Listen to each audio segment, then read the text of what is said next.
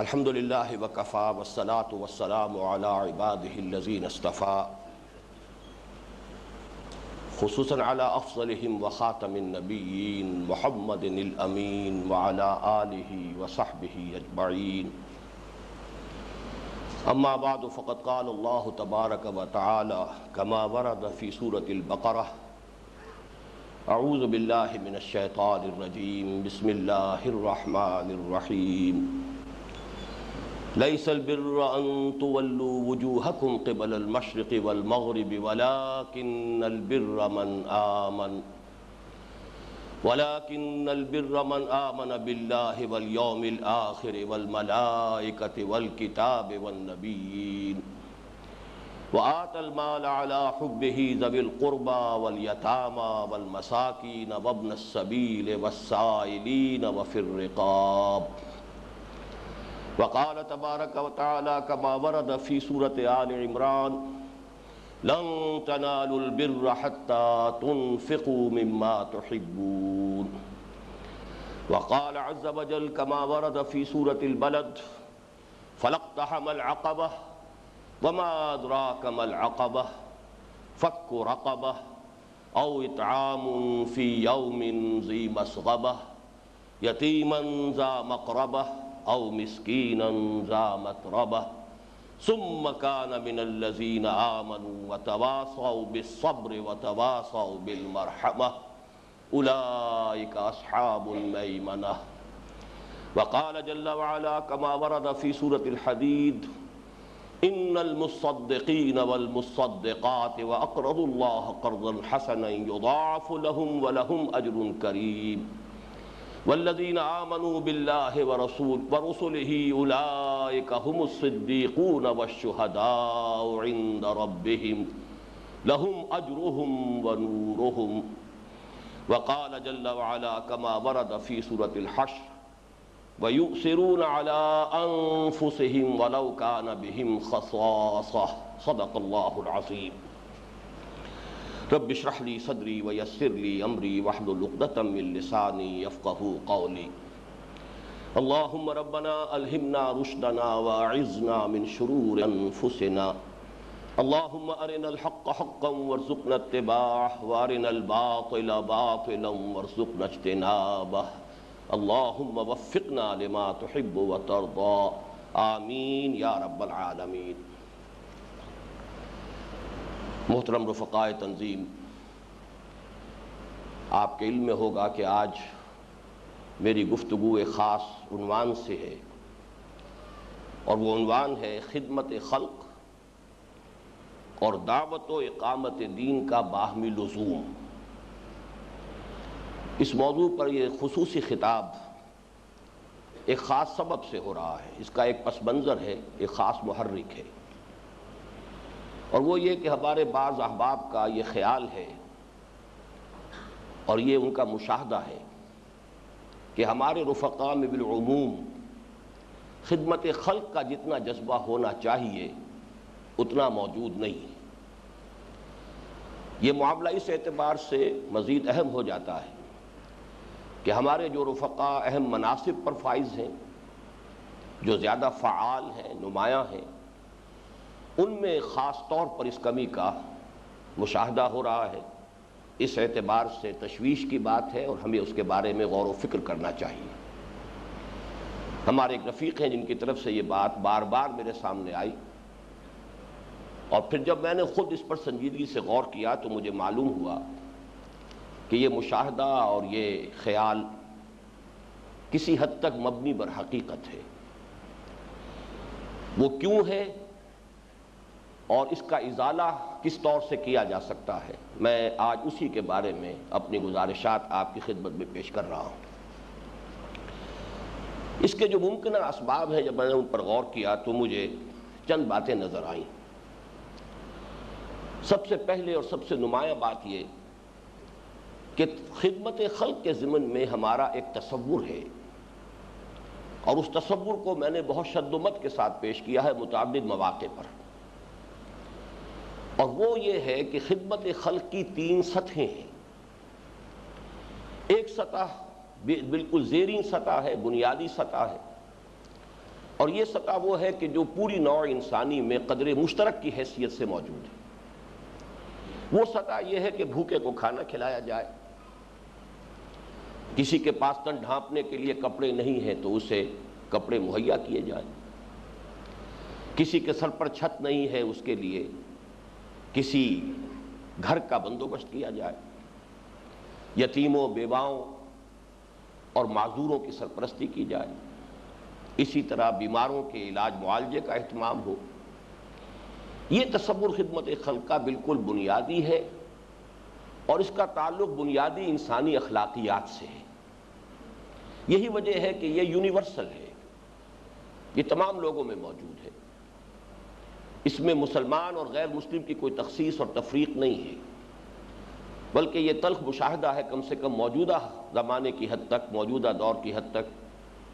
کہ مسلمانوں کے مقابلے میں یہ جذبہ غیر مسلموں میں کہیں زیادہ ہے۔ خود ہمارے جو سابق ابنائے وطن تھے ہندو، ان میں یہ جذبہ مسلمانوں کی مناسبت سے کہیں زیادہ تھا۔ اسی شہر لاہور میں ایک شخص نے گنگا رام ہاسپٹل بنایا، جبکہ ہمارے ہاں بڑی محنت کے بعد مل جل کر بہت سے کاروباری لوگوں نے وہ ایک ہسپتال بنایا ہے، بزنس مینز ہاسپٹل، لیکن اس کی بھی کوئی حیثیت نہیں ہے اس ایک گنگا رام ہاسپٹل کے مقابلے، اور وہ صرف ایک شخص کا کارنامہ تھا۔ لیکن یہ معاملہ جیسا کہ میں نے عرض کیا یہ بنیادی ہے، اس کا تعلق عام انسانی اخلاقیات سے ہے، بنیادی انسانی اخلاقیات و کردار سے، بیسک ہیومن مورالٹی سے اس کا تعلق ہے۔ یہی وجہ ہے کہ ہم دیکھتے ہیں کہ انبیاء اور صدیقین میں انبیاء پر اس سے پہلے کہ وحی کا آغاز ہو، اور صدیقین اس سے پہلے کہ ان کے سامنے دعوت نبوت آئے اور وہ اس کی تصدیق کرے، اس سے کہیں قبل یہ اوصاف موجود ہوتے ہیں۔ یہ رفق ہے، ہمدردی ہے، لوگوں پر رحم کرنا ہے، یتیموں بیواؤں کی سرپرستی ہے۔ نبی اکرم صلی اللہ علیہ وسلم کی بھی سیرت اور آپ کے کردار اور آپ کے مزاج کا یہ جزو لا ینفک تھا وحی کے آغاز سے قبل بھی۔ پھر یہی معاملہ حضرت ابوبکر صدیق کا ہے رضی اللہ تعالی عنہ۔ بہرحال یہ ہمارے نزدیک پہلی سطح ہے۔ دوسری سطح جس کا تعلق اصل دین سے ہے، بلکہ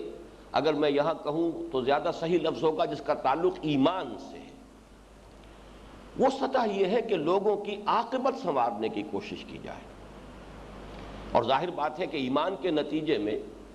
ریشو پروپورشن کو اگر ہم سامنے رکھیں گے تو یہ سطح بہت اہم ہو جائے گی، اس لیے کہ باقی ساری خدمتیں جو ہے صرف اس دنیاوی زندگی سے متعلق ہے۔ یہ زندگی خود ہی عارضی ہے، فانی ہے، ختم ہو جانے والی ہے، اور اس میں جو بھی تکلیفیں ہیں وہ بھی عارضی ہیں۔ بیماری ہے تو وہ عارضی ہے، کوئی اور تکلیف ہے، بھوک ہے تو وہ عارضی ہے۔ لہذا ان عارضی تکالیف کو رفع کرنا اگرچہ وہ بھی خدمت خلق کا تقاضا ہے، لیکن جبکہ ابدی زندگی، غیر مختتم زندگی، ہمیشہ کی زندگی تو آخرت کی زندگی ہے، لہذا اصل خدمت خلق ہوگی لوگوں کی عاقبت کو سنوارنا، اس کو درست کرنا، لوگوں کو حق کی دعوت دینا، لوگوں کو اللہ کے راستے کی طرف بلانا، بندگی رب کی طرف راغب کرنا۔ یہ ہے اصل خدمت خلق، جس سے ان کی عاقبت سنور جائے، اللہ کے عذاب سے بچ جائیں، ان کی ابدی زندگی جو ہے وہ اگر زیادہ ہمت والے ہو تو روح و ریحان اس کی کیفیت بن جائے، بجنات النعیم، ورنہ یہ کہ اس سے کمتر بھی فسلام لک من اصحاب الیمین کے درجے میں تو ان کو کامیابی حاصل ہو ہی جائے۔ یہ در حقیقت وہ ہے تصور خدمت خلق جس کا تعلق کلیتاً ایمان کے ساتھ ہے، جس کے نتیجے میں اصل زندگی آخرت کی زندگی قرار پاتی ہے۔ وَإِنَّ الدَّارَ الْآخِرَةَ لَهِيَ الْحَيَوَانُ لَوْ كَانُوا يَعْلَمُونَ۔ چنانچہ حضور صلی اللہ علیہ وسلم کی حیات طیبہ میں بھی ہم نے دیکھا کہ وحی کے آغاز کے بعد پھر آپ کی تمام تر مساعی اسی پر مرکوز ہو گئی، اور حضور نے اس کی شد و مد کے ساتھ تلقین کی کہ حضرت علی سے آپ نے فرمایا یا علی ان یہدی اللہ بک رجلا واحدا خیر لک من حمر النعم، اے علی اگر تمہارے ذریعے سے اللہ تعالیٰ ایک انسان کو بھی ہدایت دے دے تو یہ تمہارے لیے سرخ اونٹوں سے بڑی دولت ہے۔ یہ ہے در حقیقت کہ جو ہمارا تصور خدمت خلق ہے جو ایمان پر مبنی ہے۔ اس کے بعد ایک اور تیسری سطح ہے، اور وہ تیسری سطح بھی اس وقت ہم کہہ سکتے ہیں کہ میں نے اہل تصوف کی جو بعض اصطلاحات کبھی آپ کو بتائی ہیں، سیر الی اللہ، سیر فی اللہ، اور آخری درجہ ہوتا ہے سیر عن اللہ الی اللہ۔ یہاں بھی آپ دیکھیں گے اب آخرت سے پھر دنیا کی طرف رجوع ہو رہا ہے۔ یہ تیسرا لیول جو ہے خدمت خلق کا وہ یہ ہے کہ اس دنیا میں اگر نظام جو قائم ہے وہ ظالمانہ ہے، وہ نظام ایکسپلائٹیٹو ہے، استحصالی ہے، وہ نظام ہے کہ جس کے نتیجے میں ایک جانب جو دولت مند ہے وہ اور دولت مند ہوتے چلے جا رہا ہے، ارتکاز دولت ہو رہا ہے، دوسری جانب فقر ہے، فاقہ ہے، احتیاج ہے، مفلسی ہے، غربت ہے۔ تو اس نظام کو بدلو، یہ مشین جو بھوک پیدا کر رہی ہے اس مشین کو توڑ دو۔ صرف یہ کافی نہیں ہے کہ بھوکوں کو کھانا کھلاتے رہو جبکہ وہ مشین جو ہے جو بھوک پیدا کر رہی ہے جو کہ تو چلتی رہے۔ غلط نظام، ایکسپلائٹیٹو نظام، استبدادی نظام، استحصالی نظام، یہ در حقیقت انسانوں پر ایک مجسم ظلم بن کر مسلط ہو جاتا ہے۔ تو اصل خدمت خلق یہ ہے کہ انہیں ایسے ظالمانہ اور استحصالی نظام کے چنگل سے نجات دلائی جائے۔ اس کا تعلق ہو گیا اقامت دین کے ساتھ، اس کا تعلق ہے دین کے ساتھ۔ میں نے اسی لیے عرض کیا تھا کہ دوسری سطح کا تعلق ہے ایمان کے ساتھ، اور تیسری سطح جو ہے اس کا تعلق ہے اقامت دین کے ساتھ۔ اقامت دین سے ہماری مراد یہی ہے کہ وہی سسٹم آف سوشل جسٹس جو الدین الحق کے نام سے اللہ تعالیٰ نے ہمیں عطا فرمایا ہے، اس دین حق کو برپا کیا جائے تاکہ استبداد بھی ختم ہو جائے، استحصال ختم ہو جائے۔ کہ لا یکون دولۃ بین الاغنیاء منکم، ایسا نہ ہو کہ دولت جو ہے، سرمایہ جو ہے وہ تمہارے سرمایہ داروں کے مابین ہی گردش میں رہے۔ یہ تصور ہے جو میں نے سیر عن اللہ الی اللہ کہ آخرت کے بعد پھر یہ تیسرا درجہ جو ہے اس تصور خدمت خلق کا، وہ پھر اس دنیا کے نظام کی طرف رجوع کر رہا ہے۔ بہرحال ہمارا یہ تصور اپنی جگہ 100% درست ہے، محکم ہے، اس میں کسی درجے میں بھی کسی اعتبار سے بھی ضعف پیدا نہیں ہونا چاہیے۔ لیکن یہ کہ چونکہ پہلا تصور ہر شخص کے علم میں ہے، وہ معلوم ہے، معروف ہے، مشہور ہے، لوگوں کے پیش نظر ہے، مد نظر ہے، لہذا ہم نے اس کو ایمفیسائز نہیں کیا۔ یہ بالکل فطری سی بات ہوتی ہے، جو شے سامنے موجود ہو اس کو پھر ایمفیسائز کرنے کی ضرورت نہیں ہوتی۔ تحصیل حاصل اس کو کہتے ہیں منطق کی اصطلاح میں، کہ جو بہت ہی ایک لایانی فعل ہے، تحصیل حاصل، جو شے پہلے سے حاصل ہے اس کو حاصل کرنے کی کوشش کرنا، یہ تو گویا کہ کسی ایسے ہی شخص کا کام ہو سکتا ہے جس کا توازن ذہنی جو ہے وہ درست نہ رہا۔ تو جو چیز پہلے سے حاصل ہے، معروف ہے، مشہور ہے، متداول ہے، لوگوں کے علم میں ہے، لوگوں کے پیش نظر بھی ہے، مد نظر بھی ہے، تو ظاہر بات ہے کہ ہمارا ایمفیسس اس پر کم ہو گیا۔ ہمارا جو تھرسٹ آف ایمفیسس ہے وہ فطری طور پر، منطقی طور پر رہا ہے دعوت دین، جس سے کہ لوگوں کی عاقبت سنور جائے۔ یہ خدمت خلق جس کے لیے صوفیاء کرام نے نقل وطن کیا، ہجرتیں کی، بالکل غیر ہی نہیں، بالکل یوں سمجھیے کہ مخالف ماحول میں آ کر انہوں نے ڈیرے لگائے اور لوگوں کو اللہ اور اس کے رسول کی طرف دعوت دی۔ یہ خدمت خلق، یہ گویا کہ دعوت دین سے جس کا تعلق ہے، جس کا تعلق فلسفیانہ اعتبار سے ایمان کے ساتھ ہے، تصور حیات کے بارے میں۔ اسی طریقے سے دوسرا تصور دین کو قائم کرنے کا، ہمارا تھرسٹ چونکہ ادھر رہا ہے، لہذا منطقی طور پر ایک عدم توازن پیدا ہونے کی شکل ممکن ہے کہ ہو گئی ہو، اور میرا یہ خیال ہے کہ ہو گئی ہے۔ دوسری بات جس کو میں نے محسوس کیا کہ اس عدم توازن یا ہمارے اندر جو کوئی کمی پیدا ہوئی ہے اس کا ممکنہ سبب ہے، وہ یہ ہے کہ میں نے اس کی بھی نفی کی ہے کہ بعض سیاسی مذہبی جماعتیں صرف اس لیے کہ لوگ زیادہ ووٹ دیں، اس لیے کہ انہیں انتخابات کے میدان میں چونکہ انہوں نے اپنے آپ کو ڈال لیا، تو اب لوگوں کے دلوں کو نرم کرنے کے جذبے کے تحت انہوں نے خدمت خلق کی اجتماعی اسکیمیں شروع کی۔ کوئی موبائل ڈسپنسریز ہیں، کوئی شفا خانے ہیں، کوئی وہ کھالیں جو ہے قربانی کی جمع کر کے کوئی اور انتظام ہو رہے ہیں تاکہ خدمت خلق سے لوگوں کا کچھ رجوع ہو، لوگوں کا تالیف قلب کا معاملہ ہو جائے، لوگ پھر ہمیں اچھا سمجھتے ہوئے ہمیں ووٹ دیں۔ جہاں تک اس کام کے اجتماعی نظم کا تعلق ہے، میں اسے درست نہیں سمجھتا، اور چونکہ بہرحال یہ تنظیم اور تحریک جو ہے اس میں میرے فکر اور مزاج کو ایک فیصلہ کن دخل حاصل ہے۔ وہ تحریکیں اور تنظیمیں کہ جو کسی فرد کی دعوت پر قائم ہوتی ہیں، ان میں لازماً اس فرد کی سوچ جو ہے وہ منعکس ہوتی ہے، ریفلیکٹ کرتی ہے۔ تو چاہے ہمارے ہاں یہ مسئلہ کوئی بہت زیادہ زیر بحث نہیں آیا ہے، لیکن چونکہ میرے فکر کا یہ جزو لازم ہے، اور میں اس کی نفی اس اعتبار سے بھی کرتا رہا ہوں کہ میرے نزدیک یہ اسوہ رسول کے بھی خلاف ہے، اس لیے کہ حضور صلی اللہ علیہ وسلم نے مکے میں خدمت خلق یا رفاع عامہ کی کسی اجتماعی اسکیم کو آپ بروئے کار نہیں لائے، حالانکہ شدید ضرورت تھی کہ جبکہ غلاموں کے طبقے سے جو لوگ ایمان لائے تھے انہیں ستایا جا رہا تھا، انہیں پیٹا جا رہا تھا، انہیں مارا جا رہا تھا، انہیں گلیوں میں گھسیٹا جا رہا تھا، انہیں تپتی ہوئی آگ پر انگاروں پر لٹایا جا رہا تھا۔ ضرورت محسوس ہوتی تھی اور ہوئی ہوگی کہ کوئی اجتماعی فنڈ قائم کیا جائے، کوئی ایک اجتماعی تحریک چلائی جائے کہ پیسہ جمع کیا جائے اور تاکہ ان کو خرید کر آزاد کیا جائے، تاکہ اس تعذیب سے، اس پرسیکیوشن سے نجات پا سکے۔ لیکن ہمیں اس کا کوئی سراغ مکی دور میں حضور صلی اللہ علیہ وسلم کی طرف سے کسی تجویز یا کسی کوشش کا نہیں ملتا۔ جو عام ترغیب ہے فک و رقبۃ، گردنوں کا آزاد کرا دینا، جو قرآن میں آیا، ان آیات میں بھی آیا جو میں نے ابھی تلاوت کی ہیں، وہ اپنی جگہ پر موجود ہے، لیکن یہ کہ حضور نے خصوصاً کسی سے کہا ہو، کوئی اس کے لیے ترغیب و تشویق قولاً آپ نے فرمائی ہو پرٹیکولر پرسن کو، اور اس سے بھی آگے بڑھ کر کوئی اجتماعی فنڈ قائم کیا، اس کا کوئی سراغ ہمیں نہیں ملتا۔ لہذا اصل میں دعوت دین تو اس کی فیس ویلیو پر ہونی چاہیے۔ وہ جو فیس ویلیو ہے دعوت ایمان ہے، اس کے لیے مختلف سطحیں ہو سکتی ہیں۔ عوامی سطح ہے جہاں کہ یہ ایمان کی دعوت زیادہ جذباتی سطح پر درکار ہوتی ہے، خواص کی سطح ہے جہاں یہ دعوت ایمان جو ہے یہ عقلی اور منطقی اور انٹلیکچوئل لیول پر درکار ہوتی ہے۔ یہ دوسری بحث ہے، اس کی تفصیل میں نہیں جانا چاہتا، لیکن دعوت اسلامی کا اور تحریک اسلامی کا جو اصل مبدا اور اس کا جو اس کی اساس ہونی چاہیے وہ اس کی دعوت ہے۔ اس دعوت کو ہی اصل میں سامنے رکھنا چاہیے، اور اس کے لیے لوگوں کی تالیف قلب کے لیے کوئی اجتماعی اسکیم خدمت خلق کی بروئے کار لانا میرے نزدیک یہ اسوہ رسول کے خلاف ہے۔ یہ دو ممکنہ اسباب ہیں کہ جس کی وجہ سے میں یہ محسوس کرتا ہوں کہ ظاہر بات ہے کہ جب کسی شے پر ایمفیسس کم ہو جائے گا تو اس کا نتیجہ جو ہے اس کا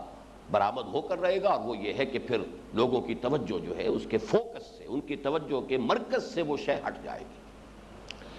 اگرچہ میں ایک بات اور عرض کر دوں، وہ یہ کہ ہماری دعوت میں، ہمارے فکر میں، ہمارے بنیادی نظریات میں اس عدم توازن کا علاج موجود ہے اصولی اعتبار سے۔ اس کو بھی میں چاہتا ہوں کہ اس اعتراف کے باوجود وہ چیزیں بھی آپ کے سامنے لے آؤں، اس لیے کہ کہیں ایسا نہ ہو کہ ہم کسی دوسری چیز پر اوور ایمفیسائز اس درجے کر دیں کہ جو ہماری دعوت کا اصل تھرسٹ ہے وہ اب انڈر ایمفیسائز ہو جائے۔ پہلی بات تو یہ ہے کہ آپ کے علم میں ہے کہ ہماری اس پوری دعوت و تحریک کا منبع کہہ لیجئے، اس کا سرچشمہ کہہ لیجئے، اس کا مرکز و محور کہہ لیجئے، اس کا مبنا و مدار کہہ لیجئے، وہ مطالعہ قرآن حکیم کا منتخب نصاب ہے۔ اس میں ذرا یاد کیجئے، میں تیزی کے ساتھ چند چیزیں گنواؤں گا۔ اس کا پہلا سبق، جامع ترین سبق، سورۃ العصر۔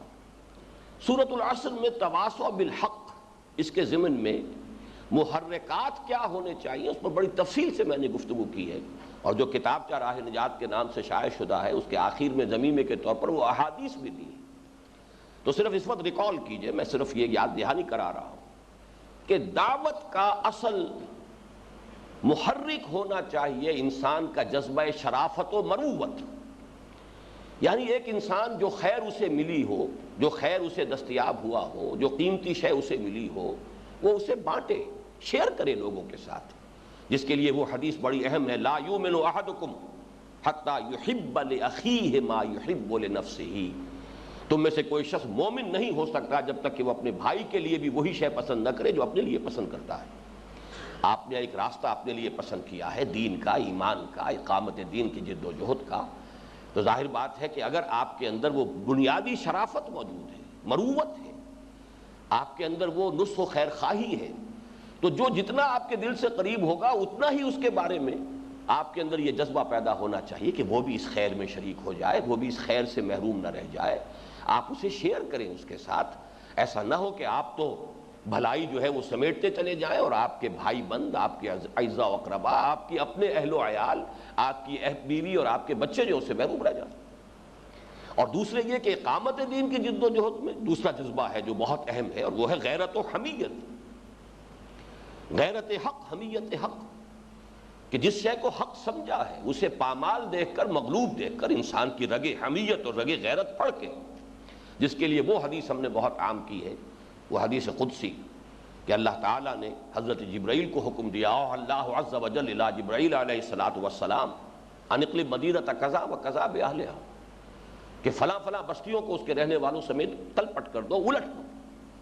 قال فقال، حضور فرماتے ہیں کہ اس پر حضرت جبرائیل نے عرض کیا بارگاہ خداوندی میں، ان فیہا عبدک فلانا لم یعصک طرفۃ عین، پروردگار ان بستیوں کو میں الٹ دوں جبکہ ان میں تو تیرا فلاں بندہ بھی ہے جس نے کبھی پلک جھپکنے جتنی دیر بھی معصیت میں بسر نہیں کی ہے۔ قال فقال، اس پر حضور فرماتے ہیں کہ اللہ تعالیٰ نے ارشاد فرمایا اقلبھا علیہ وعلیہم، الٹو اس بستی کو، پہلے اس پر پھر دوسروں پر۔ اور اس کی وجہ کیا ہے؟ فإن وجہہ لم یتمعر فی ساعۃ قط، اس لیے کہ اس کے چہرے کا رنگ کبھی میری غیرت میں متغیر نہیں ہوا،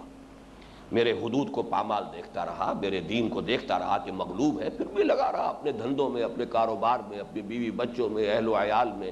اپنی گھریلو زندگی کی مسرتوں میں، اپنی دنیاوی آسائشوں کے حصول میں، تو معلوم ہوا کہ نہایت بغیرت انسان۔ تو ہم نے وہاں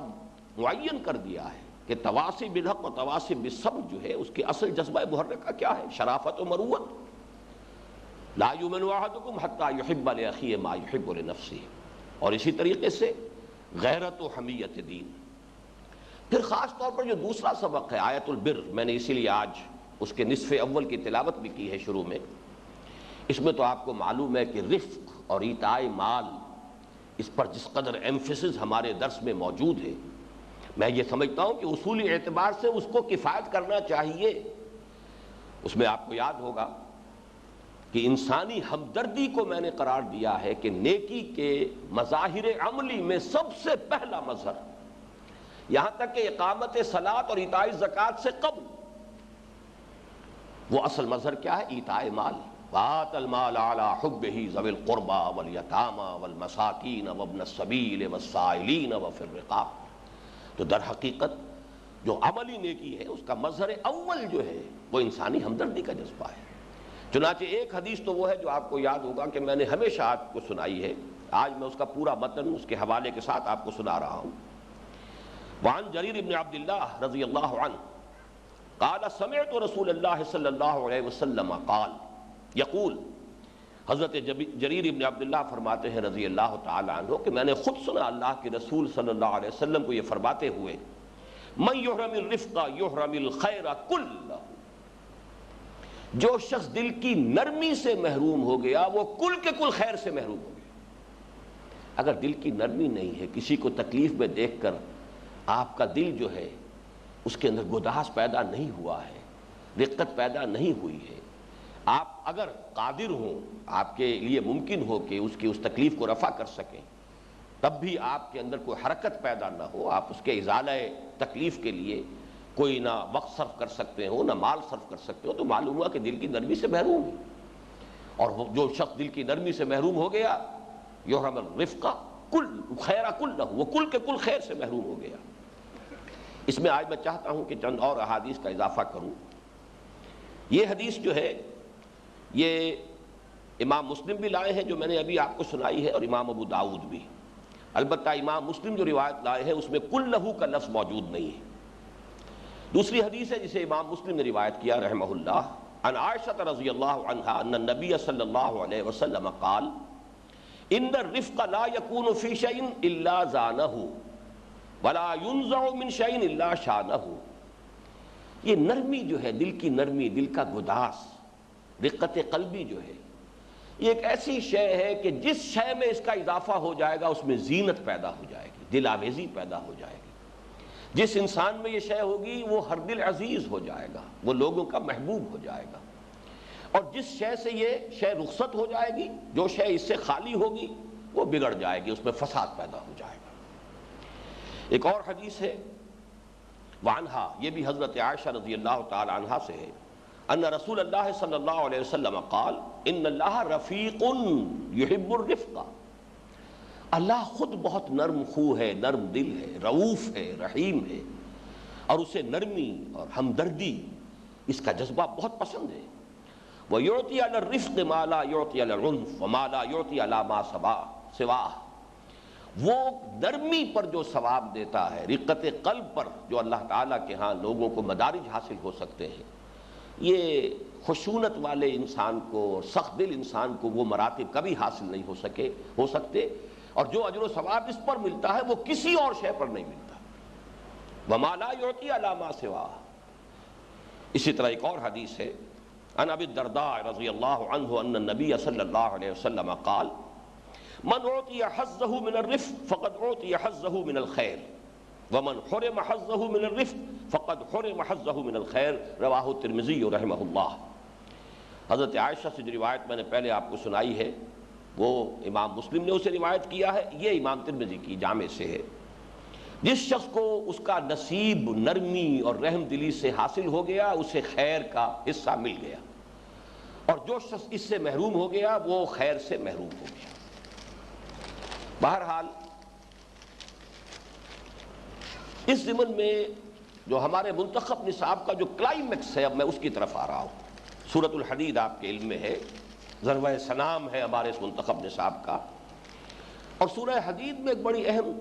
بحث آتی ہے، صدیقین اور شہداء وہ کون ہیں۔ اس کے ضمن میں تفصیلی مباحث تو ہمارے ہاں آ چکے ہیں، میں اس وقت اس میں نہیں جا رہا، صرف یہ کہ آپ کو نوٹ کرا رہا ہوں کہ فکری اعتبار سے ہمارے ہاں یہ معاملہ غیر متوازن نہیں تھا، اور اس فکری توازن کو جوں کا توں برقرار رہنا چاہیے۔ البتہ یہ کہ ایمفیسس میں کمی ہو جانا اس وجہ سے کہ ایک شے تو لوگوں کے سامنے موجود ہے، ظاہر و باہر ہے، معلوم و معروف ہے، لہذا جو تھرسٹ ہمارا رہا ایمفیسس کا وہ دوسری شے کی طرف رہا، اس کی جو ہے ہمیں ازالے کی فکر کرنی ہے۔ لیکن کہیں ایسا نہ ہو کہ اس کوشش میں ہم اپنے فکر کو کج کر بیٹھے، اس کو قائم رکھنا ہے۔ اس سورہ حدید کے جو سبق میں صدیقین اور شہداء کا تذکرہ آتا ہے، اس کے ضمن میں یاد ہوگا کہ ایک تو وہ آیت مبارکہ جو ہے، جو آیات مبارکہ جو سورہ بلد کی ہے، وہ میں نے ہمیشہ کوٹ کی ہیں کہ خیر اور نیکی اور صدیقیت سے روک لینے والی شے، جو بریک سے جس کو میں نے تعبیر کیا، وہ کیا ہے؟ انسان میں اس جذبہ ہمدردی کا فقدان، مال کی محبت۔ فلقتحم العقبہ، بڑے شکوے کے انداز میں اللہ تعالیٰ فرما رہے ہیں ہم نے تو انسان کو یہ دیا، یہ دیا، یہ دیا، لیکن وہ گھاٹی کو عبور نہ کر سکا، ایک باٹل نیک ہے، اس سے گزر نہیں سکا۔ اور وہ گھاٹی، وہ باٹل نیک کون سی ہے؟ فک و رقبہ،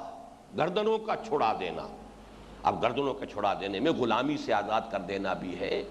کوئی شخص قرض کے بوجھ تلے آ گیا ہے اس کو اس بوجھ سے نجات دلانا بھی ہے،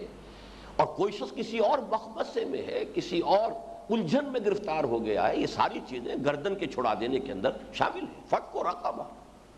اور اطعام فی یوم ذی مسغبہ، یا قحط کے دنوں میں کھانا کھلانا، جبکہ اپنے لیے بھی لالے پڑتے نظر آ رہے ہوں، اپنا سٹاک بھی ختم ہوتا نظر آ رہا ہو، اس وقت جو ہے اطعام فی یوم ذی مسغبۃ یتیما ذا مقربۃ او مسکینا ذا متربہ، یتیم کو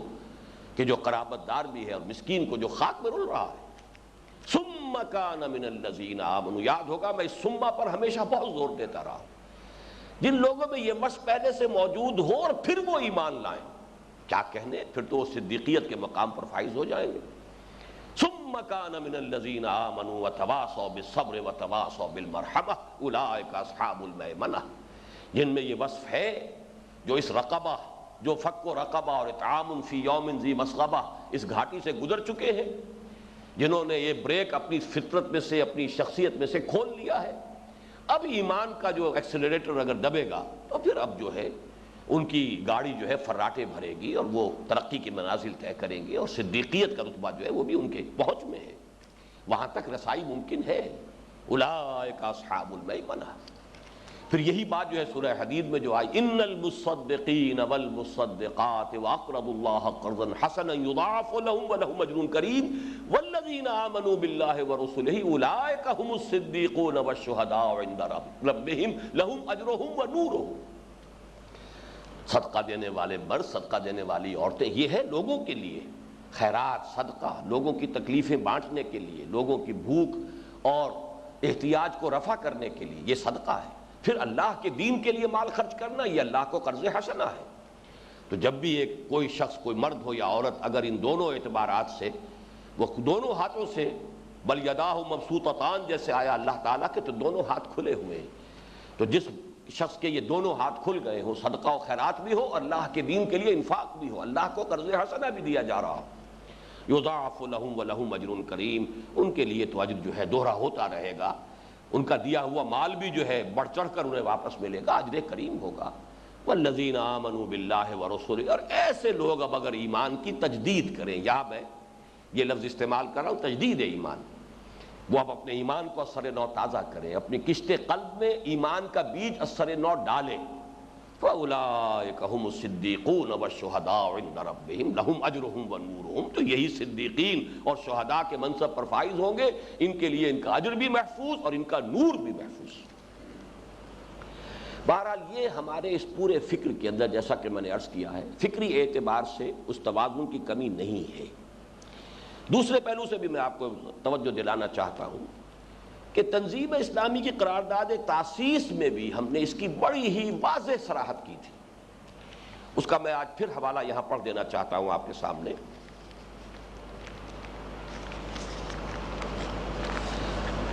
قرارداد کے بنیادی نکات میں سے دوسرا اہم اور بنیادی نکتہ یہ ہے کہ دعوت کے ضمن میں ہمارے نزدیک الدین و النصیحہ کی روح اور الاقرب فالاقرب کی تدریج ضروری ہے۔ پیش نظر اجتماعیت لازماً یہ چاہے گی کہ اس کا ہر شریک نبی اکرم صلی اللہ علیہ وسلم کے اتباع میں داعی اللہ اور اپنے ماحول میں حسب مقدور و صلاحیت اور بقدر ہمت و استطاعت ہدایت کا ایک روشن چراغ بن کر رہے اور اس کی شخصیت پر بحیثیت مجموعی داعیانہ رنگ غالب ہو جائے۔ اس دعوت کا اصل محرک ابنائے نو کی ہمدردی، نوٹ کیجئے ان الفاظ کو، اس دعوت کا اصل محرک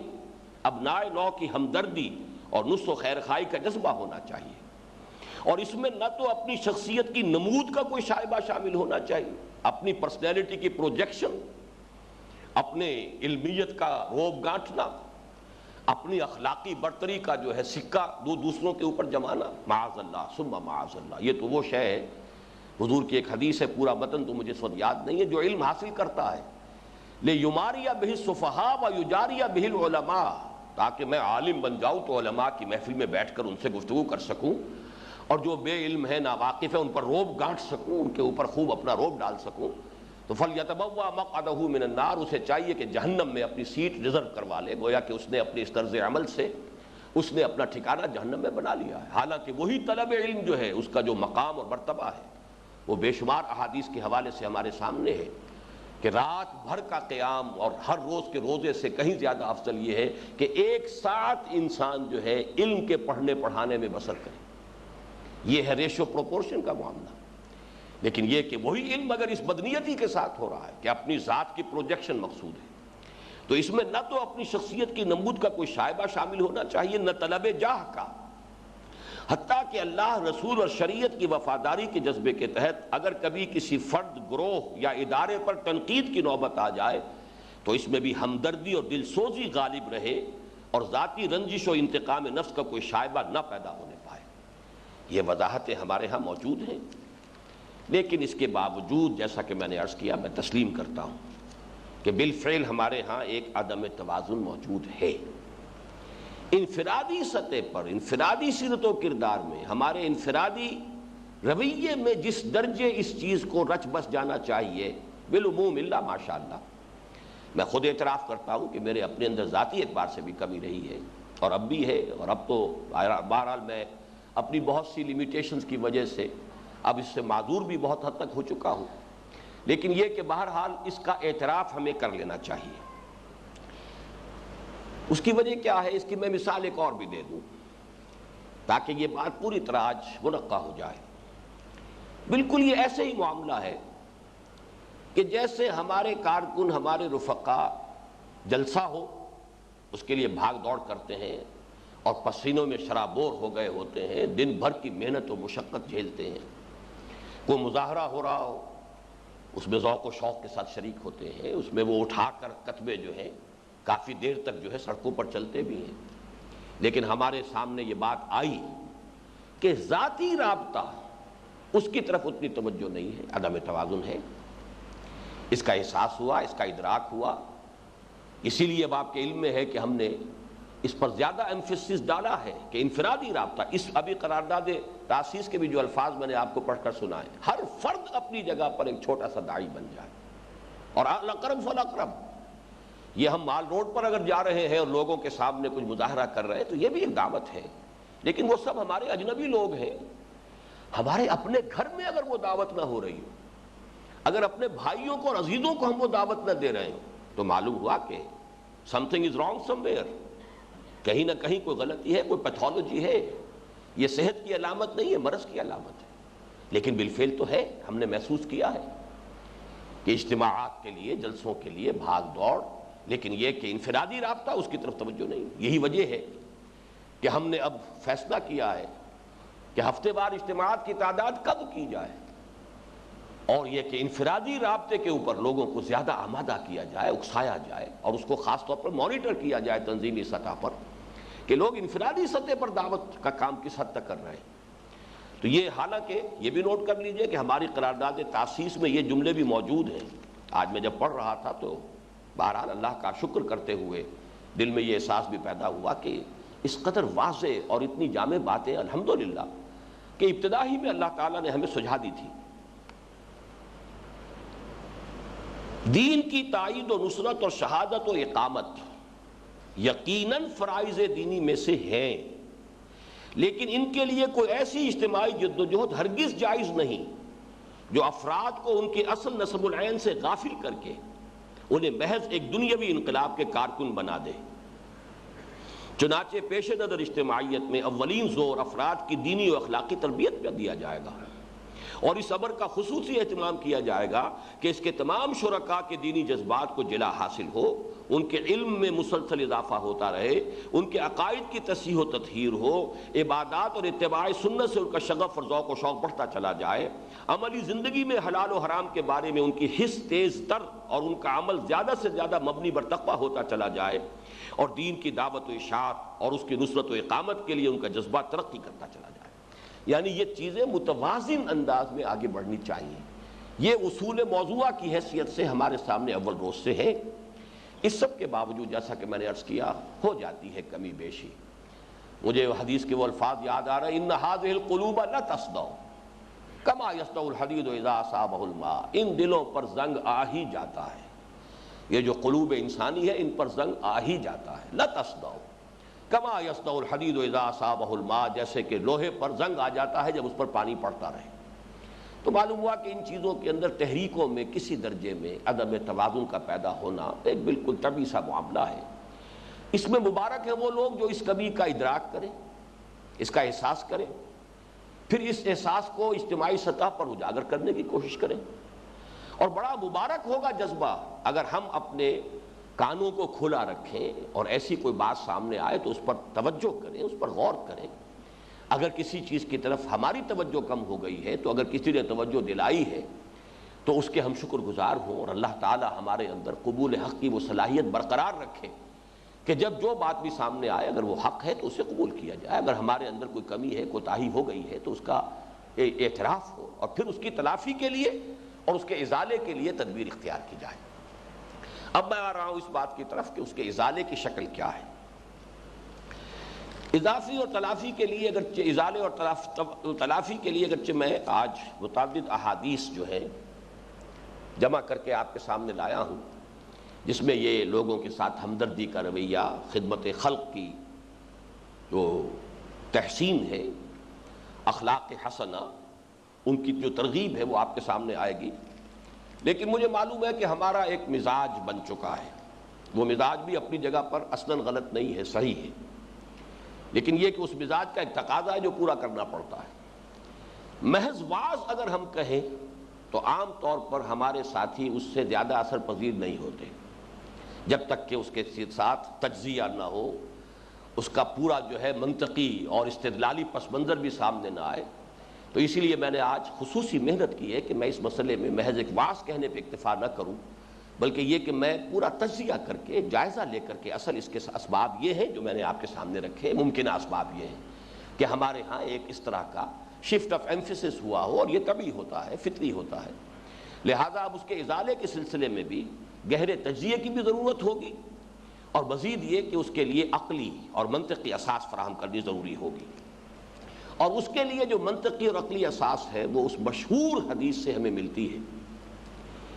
کہ جس سے تمام محدثین نے الا ماشاء اللہ اکثر و بیشتر محدثین نے جو مجموعہ احادیث مرتب کیے ہیں ان کا آغاز اسی حدیث سے کیا، نہایت مشہور حدیث۔ حضرت عمر رضی اللہ تعالیٰ عنہ سے اس کے راوی ہیں، عن عمر بن الخطاب رضی اللہ تعالیٰ عنہ قال قال رسول اللہ صلی اللہ علیہ وسلم انما الاعمال بالنیات وانما لكل امرئ ما نوى فمن كانت هجرته الى الله ورسوله فهجرته الى الله ورسوله ومن كانت هجرته الى دنيا يصيبها او امرأة ينكحها او يتزوجها فهجرته الى ما هاجر اليه متفق عليه۔ تمام اعمال کا دار و مدار نیتوں پر ہے، اور یہاں یہ حدیث متعدد مواقع پر زیر درس آئی ہے ہمارے ہاں۔ یہاں اگرچہ اعمال کا لفظ آیا ہے تو عام طور پر تو یہ عام ہو جائے گا تمام افعال کے لیے، چاہے وہ خیر کے ہوں چاہے شر کے ہوں، لیکن اس حدیث میں خاص طور پر ضرورت ہے کہ پیش نظر نیکی کے اعمال، بدی کا معاملہ جو ہے اس میں یہ بات زیر بحث نہیں آئے گی۔ اصل شے کیا ہے؟ منکرات نہیں، جو بھی معروف ہے، نیکی کے کام ہے، بھلائی کے کام ہے، ان سب کے بارے میں فرمایا جائے انما الاعمال بالنیات، ان کا دار و مدار کل کا کل نیتوں پر ہے، اور ہر انسان کو صرف وہی کچھ ملے گا جس کی کہ اس نے نیت کی ہو۔ اب ہجرت ان افعال میں سے ہے، ان اعمال میں سے ہے کہ جن کے بارے میں حدیث میں آیا ہے کہ سابقہ پوری زندگی کے گناہوں کا وہ کفارہ بن جاتے ہیں۔ ایک کفر سے اسلام میں آنا، دوسرے ہجرت، اور تیسرے حج مبرور۔ یہ عام بھی کیا ہے حضور نے اور اللہ تعالیٰ نے، تاکہ یہ کہ جس کی زندگی میں یہ مراحل آئے ہی نہ ہو، کوئی تحریک کی فرض کیجئے کہ کوئی شکل ایسی بنی ہی نہیں کہ ہجرت تک مرحلہ پہنچ جائے، لگا ہوا ہے دعوت میں، اقامت میں، لیکن ترک وطن کی ابھی کوئی نوبت نہیں آئی ہے، تو وہ بھی شخص محروم نہ رہ جائے اس سے، تو حج مبرور۔ تو میں اس حج کے حوالے سے آپ کے سامنے رکھ رہا ہوں کہ اس ہجرت میں بھی فرمایا گیا کہ ظاہری تو عمل یہی ہے کہ مکے کو چھوڑ کر مدینے لوگ آ گئے، لیکن اصل موٹیویشن کیا تھی، اصل محرک عمل کیا تھا، اصل جذبہ محرکہ کیا تھا؟ آیا واقعتاً صرف اللہ اور اس کے رسول کا حکم؟ اگر ایسا ہے تو تہنیت ہے، مبارکباد ہے، فہجرتہ الی اللہ ورسولہ، اس کی ہجرت اللہ اور اس کے رسول کے حساب ہی میں شمار ہو جائے گی۔ لیکن ہو سکتا ہے فرض کیجئے کوئی شخص محسوس کرے، کوئی کاروبار کرتا تھا، اس کے سارے گاہک ہجرت کر کے چلے گئے، اب میں بھی کیا کروں، یہاں تو میرے کسٹمرز نہیں رہے، وہ بھی جا رہا ہے، الی دنیا یصیبھا اب امرأۃ ینکحھا او یتزوجھا، دو روایات مختلف میں یہ لفظ آیا ہے اختلاف کے ساتھ۔ کسی خاتون سے محبت سی، اس سے نکاح کرنا چاہتے تھے، چونکہ وہ ہجرت کر کے چلی گئی ہیں، اب یہ بھی وہ الفاظ پھر میری زبان پر آ گئے، کچے دھاگے سے بندھے ہوئے یہ بھی ہجرت کر رہے ہیں، تو ان کی ہجرت پھر اللہ اور اس کے رسول کے لیے شمار نہیں ہوگی۔ فہجرتہ الی ما ہاجر الیہ، تو اس کی ہجرت جو ہے پھر اسی حساب میں شمار ہوگی جس کے لیے کہ اس نے ہجرت کی ہے۔ اس حوالے سے ہمیں جائزہ لینے کی ضرورت ہے۔ ہمارا اصل جذبہ محرکہ واقعتاً اللہ کی رضا کا حصول اور آخرت کی فلاح بن چکا ہے یا نہیں؟ ہماری دعوتی سرگرمی کا اصل جذبہ محرکہ وہ نصح و خیر خواہی ہے یا نہیں؟ ہماری یہ ساری بھاگ دوڑ کسی ذات کے نمو کے لیے یا نمود کے لیے، اپنی شخصیت کی ترقی یا ارتقاء یا اس کی پروجیکشن اور اس کے ظہور کے لیے، یا محض ایک ذوق بزم آرائی، انجمن سجانا اور بزم آرائی جو ہے یہ بھی کچھ ذوق ہوتا ہے، کہیں اس ذوق کی تسکین تو نہیں کر رہے، کہیں کوئی اور جو ہے حب جاہ تو نہیں ہے جو اندر،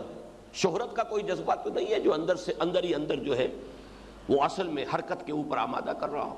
اس کا بہت گہرا جائزہ لینے کی ضرورت ہے۔ پھر اگر ہماری ساری دعوتی اور اقامت دین کی جد و جہد کی ساری سرگرمی اگر اللہ اور اس کے رسول کے حکم کے تحت ہے، اللہ کے رضا کے حصول کے لیے ہے، آخرت کی فلاح کے لیے ہے، اور خلق خدا کی نصح و خیر خواہی کے لیے ہے، تو انفرادی سطح پر وہ نصح و خیر خواہی کیوں ظہور میں نہیں آ رہی؟ اگر انفرادی سطح پر، خالص ذاتی سطح پر اگر وہ جذبہ ظہور پذیر نہیں ہو رہا ہے عمل میں، تو تو یہ چیز ہمارے لیے ایک ریڈ لائٹ ہے، ریڈ سگنل ہے۔ پھر میں عرض کروں گا، وہی الفاظ دہرا رہا ہوں کہ پھر یہ کہیں پیتھولوجی ہے، something is wrong somewhere, اس کے لیے تجزیے کی ضرورت ہے، اور وہ تجزیہ میں اب آپ کے سامنے ذرا مزید وضاحت کے ساتھ، تفصیل کے ساتھ رکھنا چاہتا ہوں۔ دیکھیے، ہمارا اصل محرک، اور جسے ہم نے کہا اصل نصب العین، اللہ کی محبت، اس کی رضا کا حصول، آخرت کی فلاح، جہنم سے نجات کا پانا اور جنت میں داخلہ۔ اصل نصب العین اس کے سوا اگر کوئی شے ہے تو غلط ہے، اس کی بڑی وضاحت میں نے ہمیشہ کی ہے۔ نصب العین اس کے سوا کچھ نہیں ہوگا۔ دعوت و اقامت دین کی جدوجہد فرض ہے، نصب العین نہیں ہے۔ نماز فرض ہے، روزہ فرض ہے، نماز نصب العین نہیں ہے، روزہ نصب العین نہیں ہے۔ اسی طریقے سے دعوت و اقامت دین کی فرضیت وہ اپنی جگہ مسلم، افراط و تفریط میں مبتلا نہیں ہونا چاہیے۔ یہ افراط ہے کہ اسے نصب العین بنا دیا جائے، اور یہ تفریط ہے کہ اسے فرض عین کے درجے میں بھی شمار نہ کیا جائے۔ ہمیں اس میں معتدل راستہ اختیار کرنا ہے کہ یہ فرض تو ہے، نصب العین نہیں ہے۔ نصب العین اللہ کی رضا، اللہ کی محبت کا جذبہ محرکہ، والذین آمنوا اشد حبا للہ، اور یہی بات آیت البر کے درس میں بھی آتی ہے کہ ایمان کا ذکر آیا کیوں ہے وہاں، وَلَٰكِنَّ الْبِرَّ مَنْ آمَنَ بِاللَّهِ وَالْيَوْمِ الْآخِرِ وَالْمَلَائِكَةِ وَالْكِتَابِ وَالنَّبِيِّينَ، اس لیے کہ اصل میں جذبہ محرکہ پہلے درست ہونا چاہیے، نیت پہلے درست ہونی چاہیے۔ نیکی کے لیے جذبہ محرکہ کون سا ہے؟ خیرات اور صدقات کے لیے جذبہ محرکہ کون سا ہے؟ وہ ایمان باللہ، ایمان بالآخرہ، اللہ کی محبت، اس کی رضا کا حصول، اور آخرت کی فلاح اور کامیابی، یعنی جہنم سے چھٹکارا پانا اور جنت کے حصول کی کوشش کرنا۔ یہ ہے در حقیقت وہ موٹیویشن، جذبہ محرکہ۔ اب اس کی ذرا مزید، جیسا کہ میں نے عرض کیا، اس کی مزید ہم اس کی تشریح کرتے ہیں۔ پہلے لیجئے اللہ کی محبت کا تقاضا کیا ہے؟ اگر فی الواقع ہو، فی الواقع اللہ کی محبت ہوگی تو اس کے مخلوق سے بھی لازماً محبت ہوگی۔ اس کے لیے میں اب حدیث آپ کو سنا رہا ہوں۔ عن عبداللہ ابن مسعود رضی اللہ تعالی عنہ قال قال رسول اللہ صلی اللہ علیہ وسلم الخلق عیال اللہ واحب الناس الی اللہ من احسن الی عیالہ۔ کل مخلوقات اللہ کے کنبے کے مانند ہیں، جیسے آپ کے اہل و عیال ہیں، اللہ کا بھی ایک کنبہ ہے، عیال ہے اس کے۔ الخلق عیال اللہ، اللہ کی مخلوق، اللہ کی پیدا کردہ۔ اب ظاہر بات ہے درجہ بدرجہ ہوگا، حیوانات پر بھی نرمی کیجئے، سختی نہ کیجئے، لیکن انسان اشرف المخلوقات۔ پھر ان میں سے اہل ایمان، آپ کو معلوم ہے کہ کفار میں سے بھی جو لوگ کے ہوسٹائل نہ ہوں، جو لوگ کے مخالف نہ ہوں، جو ہمارے خلاف اور دین کے خلاف ایکٹیو نہ ہو، تو اس کے بارے میں فرمایا اللہ تعالیٰ تمہیں نہیں روکتا اس سے، ان تبروہم وتقسطوا الیہم، ان کے ساتھ نیکی کے کام کرو، بھلائی کے کام کرو۔ وہ بھی مخلوق ہے اللہ کی، وہ بھی انسان ہے۔ ہاں البتہ جو ہاسٹائل ہو گئے، جو آپ کا راستہ روک رہے ہیں، اب غیرت و حمیت دینی کا تقاضا یہ ہوگا کہ ان کے ساتھ کوئی دلی محبت کا رشتہ باقی نہ رہے۔ وہ اقامت دین کی جدوجہد کا ایک تقاضا ہوگا۔ لیکن چاہے کوئی کافر ہے، کوئی غیر مسلم ہے، لیکن یہ کہ وہ ہاسٹائل نہیں ہے، ایڈورسریز میں شامل نہیں ہے، لہذا اس کے ساتھ نیکی، بھلائی، خیر، اس کی خدمت یہ بھی شامل ہوگی۔ لہذا یہاں لفظ آیا الخلق عیال اللہ،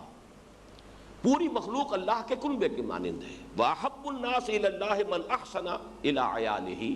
اور اللہ کے نزدیک تو محبوب ترین انسان وہ ہے جو اس کے عیال کے ساتھ حسن سلوک کرے۔ یہ حب خداوندی کا ایک لازمی منطقی تقاضا ہے۔ اس حدیث کو ہمیں اچھی طرح یاد کرنا چاہیے، حرز جان بنانا چاہیے۔ یہ امام بیہقی لائے ہیں اس کو رحمہ اللہ شعب الایمان میں۔ اب ذرا اس سے آگے آئیے، دیکھیے جنت میں داخلہ اور دوزخ سے چھٹکارا، متعدد احادیث ایسی آئی ہیں اور بار بار سامنے آئی ہیں۔ یہ بغیر اللہ کے فضل اور اس کی رحمت کے ممکن نہیں۔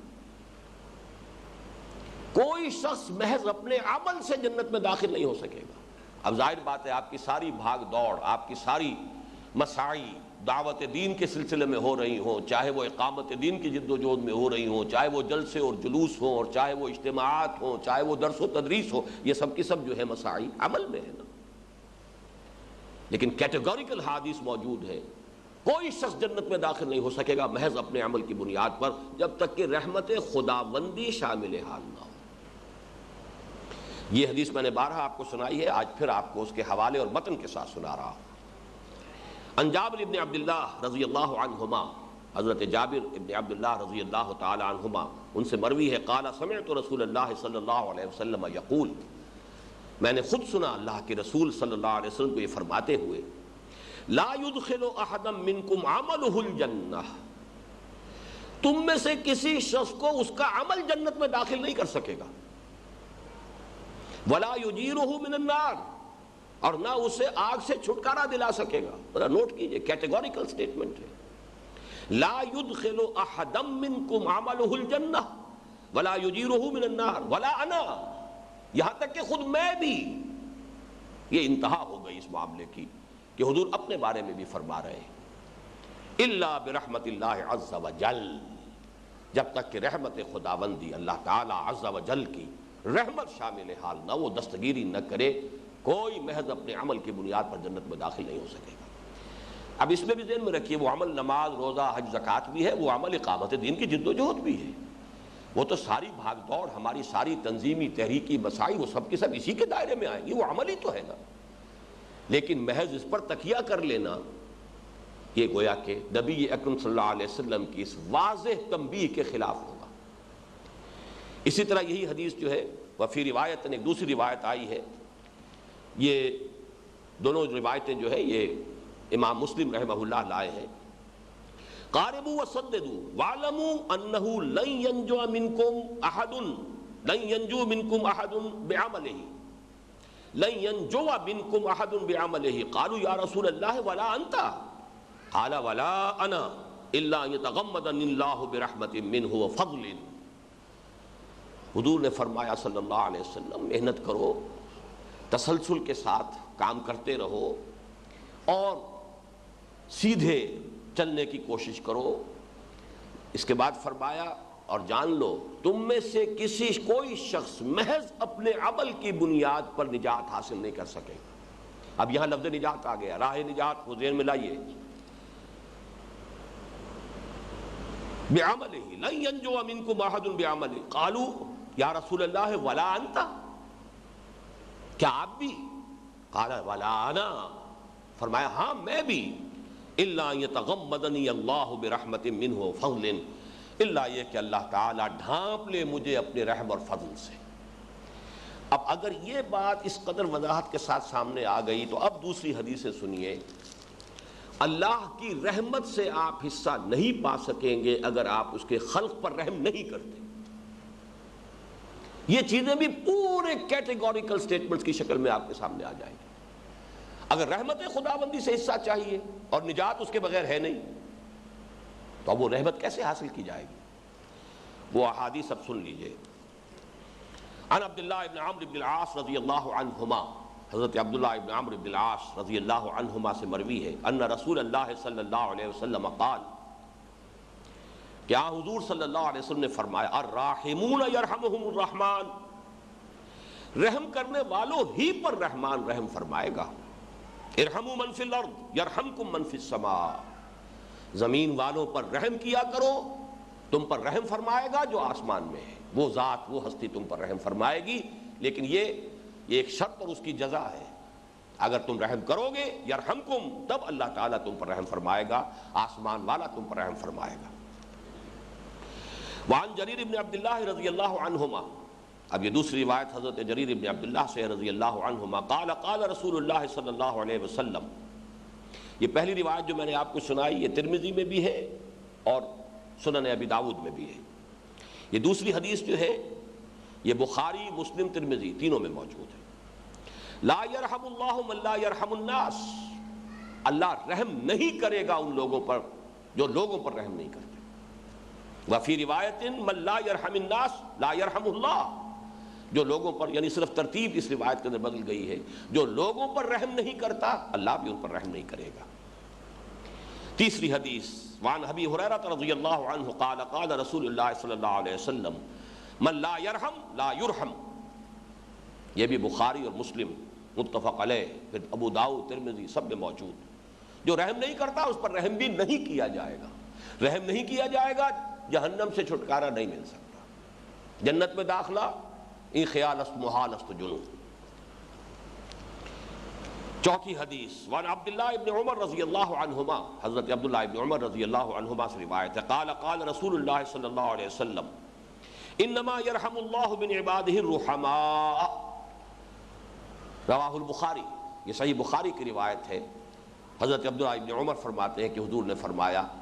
کہ اللہ تعالیٰ رحم فرمائے گا انہی لوگوں پر جو خود رحم دل ہوں گے.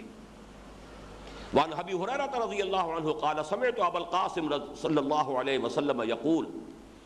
لا تنزع الرحمت الا من شقی. رحمت کا جذبہ یہ حضرت ابو ہریرہ سے ہے رضی اللہ تعالی عنہ، اور یہ ترمذی اور ابو داؤد میں روایت ہے. رحمت جو ہے وہ اس سے محروم نہیں کیا جاتا، اس رحمت اور ہمدردی کا جذبہ کسی کے دل سے نہیں نکالا جاتا سوائے اس کے جو شقی ہے، بدبخت ہے، جو ہے ہی بدبخت شقی ہے، اس کے دل میں سے رحمت کا جذبہ نکال لیا جاتا ہے. لا ينزع الرحمت الا من شقی. معلوم یہ ہوا کہ اگر ہمارا نصب العین وہی ہے فی الواقع، اور اللہ کرے کہ ہو، اگر اس میں کوئی پولیوشن ہے جائزہ لینا چاہیے کہ ہمارے محرک عمل کے اندر اگر کہیں کوئی دوسری شے شامل ہو گئی، کوئی اپنی ذات کی پروجیکشن، کوئی ذاتی نمود، کوئی ذوق بزم آرائی، کوئی بس ایک ایکٹیویٹی کا ذوق و شوق، یا کوئی حب جاہ، یا یہ کہ شہرت ہو جائے، لوگوں کی طرف سے تعریفیں ہو رہی ہوں، اللہ نہ کرے، اللہ نہ کرے، اللہ اس سے بچائے. اس لیے کہ یہ چیزیں تو وہ بہت بڑا زیرو بن جائے گی کہ جو ساری محنت اور کوشش جو ہے اس بڑے زیرو سے ضرب کھا کر زیرو ہو جائے گی. اللہ کے ہاں اس کا کوئی وزن نہیں ہوگا. تو اس کے اندر بھی ضرورت ہے. اور اس کے اس پہلو کو نوٹ کیجئے کہ اگر اللہ سے محبت ہے فی الواقع اس کی رضا جوئی ہے تو اللہ کی مخلوق سے محبت، اور اگر اللہ کا رحم آپ کو درکار ہے، اس کی رحمت اور فضل، یہ دونوں الفاظ آگئے اس حدیث میں، الا یتغمدین اللہ برحمت منہ وفضل، اللہ کا فضل اور اس کی رحمت شامل حال. تو اگر اس کے فضل اور رحمت میں سے حصہ پانا ہے تو لوگوں پر رحم کرنا، اور رحم کا تقاضا کیا ہوگا؟ ان کی تکالیف کو رفع کرنے کی کوشش کرنا. جو بھی محنت آپ کر سکتے ہو، جو بھی کسی کے ازالہ تکلیف کے لیے، اس کی احتیاج کو دور کرنے کے لیے، اس میں کوئی فروگزاشت نہ ہو، اس میں کوئی دقیقہ فروگزاشت نہ کیا جائے. اب اس کے تکملے کے طور پر کچھ اور احادیث کے جو بہت جامع ہیں، حسن خلق کے موضوع پر احادیث. عن عائشہ رضی اللہ عنہا قالت سمعت رسول اللہ صلی اللہ علیہ وسلم یقول ان المؤمن لیدرک بحسن خلقہ درجۃ الصائم والقائم صائم القائم. حضرت عائشہ فرماتی ہے رضی اللہ تعالی عنہا کہ حضور صلی اللہ علیہ وسلم سے میں نے یہ سنا، آپ نے فرمایا کہ ایک بندہ مومن صرف حسن اخلاق، خوش خلقی سے وہ درجہ حاصل کر لیتا ہے جو الصائم الدائم الصائم القائم، جو قیام اللیل بھی مستقل کرنے والا ہو، روزہ بھی مستقل رکھنے والا ہو، جو اس کا درجہ ہوگا وہ حسن اخلاق سے، برتاؤ سے. ایک اور حدیث مجھے یاد آئی، اس کا چونکہ متن تو اس وقت حوالہ میرے سامنے نہیں ہے. تبسمک فی وجہ اخیک صدقۃ، اگر اپنے بھائی سے کشادہ روئی سے ملتے ہو، کشادہ پیشانی سے ملتے ہو، متبسم چہرے کے ساتھ اپنے بھائی کا استقبال کرنا جب وہ ملنے آئے، یہ بھی ایک صدقہ ہے. ورنہ ایسا نہ ہو کہ وہ آ کر جو ہے وہ مایوسی ہو اور کچھ خامخواہی پچھتائے کہ میں کاہے کو آیا، یہ عبوساً قمطریرا، جس طریقے سے میرا انہوں نے استقبال کیا ہے، نہ آیا ہوتا تو اچھا تھا. بجائے اس کے اس کو محسوس ہو، فرحت ہو کہ میرا استقبال کیا گیا ہے اور میرے ساتھ مل کر خوشی کا اظہار کیا گیا ہے. حضرت عائشہ ہی سے ایک دوسری روایت ہے، یہ پہلی روایت سنن ابی داؤد کی ہے، دوسری جامع ترمذی کی ہے. وعنہا قالت قال رسول اللہ صلی اللہ علیہ وسلم ان من اکمل المؤمنین ایمانا احسنهم خلقا والطفهم باہلہ. اہل ایمان میں سے سب سے زیادہ کامل ایمان والا وہ شخص ہے کہ جس کے اخلاق اچھے، حسن خلق، ملنسار ہے، ملنے جلنے والا ہے، خوش خلقی کا مظاہرہ کرنے والا ہے. والطفهم باہلہ، اور اپنے گھر والوں کے بارے میں بہت نرم ہے، نرم خوہ ہے. ایک تیسری حدیث ہے، یہ بھی حضرت امام ابی داؤد لائے ہیں، ومن ابی ہریرہ رضی اللہ عنہ قال قال رسول اللہ صلی اللہ علیہ وسلم اکمل المؤمنین ایمانا احسنهم خلقا وخیارکم خیارکم لأہلہ. تقریباً وہی حدیث ہے، اہل ایمان میں سب سے زیادہ کامل ایمان والا وہی ہے جس کے اخلاق بہت اچھے ہیں. اب ایک جامع ترین حدیث سن لیجئے. عن عبداللہ ابن عمر رضی اللہ عنہما، حضرت عمر بن الخطاب کے بیٹے حضرت عبداللہ راوی ہیں اس کے رضی اللہ تعالی عنہما، ان رسول اللہ صلی اللہ علیہ وسلم قال المسلم اخو المسلم. مسلمان، ہر مسلمان دوسرے مسلمان کا بھائی ہے. لا یظلمہ ولا یسلمہ، نہ وہ خود اس پر ظلم کرتا ہے نہ اسے ظالموں کے حوالے کرتا ہے کہ جو چاہیں کر گزرے اس کے ساتھ. ومن کان فی حاجت اخیہ کان اللہ فی حاجتہ، جو مسلمان اپنے کسی بھائی کی حاجت براری میں لگا ہوا ہو، حاجت روائی میں لگا ہوا ہو، اللہ تعالیٰ اس کی حاجت پوری کرنے میں لگ جاتا ہے. ومن فرج عن مسلم کربۃ فرج اللہ عنہ بہا کربۃ من کرب یوم القیامہ.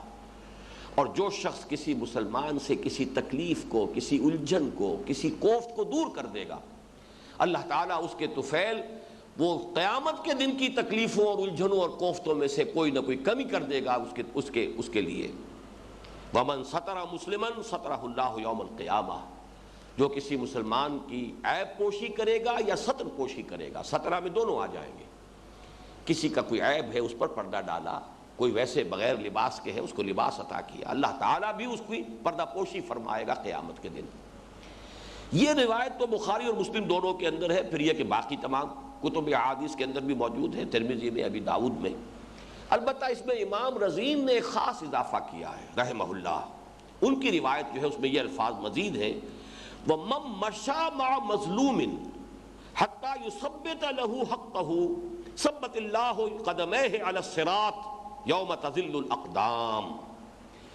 جو کوئی کسی بھائی کے ساتھ، مظلوم کے ساتھ چلتا ہے، جاتا ہے، وقت صرف کرتا ہے تاکہ اس کا جو حق ہے وہ اس کو مل جائے. کوئی مظلوم ہے، اس کی حق تلفی ہو رہی ہے، کسی پر کوئی زیادتی ہو رہی ہے، تو اس کا حق جو ہے اس کے لیے ثابت ہو جائے، اس کے لیے اس کو مل جائے، اس کے لیے جاتا ہے. جیسے کہ روایت میں آتا ہے کہ اپنے بدترین دشمن کے پاس حضور چل وہاں تشریف لے گئے تھے. جب ایک شخص نے مکے میں دہائی دی کہ ابو جہل جو ہے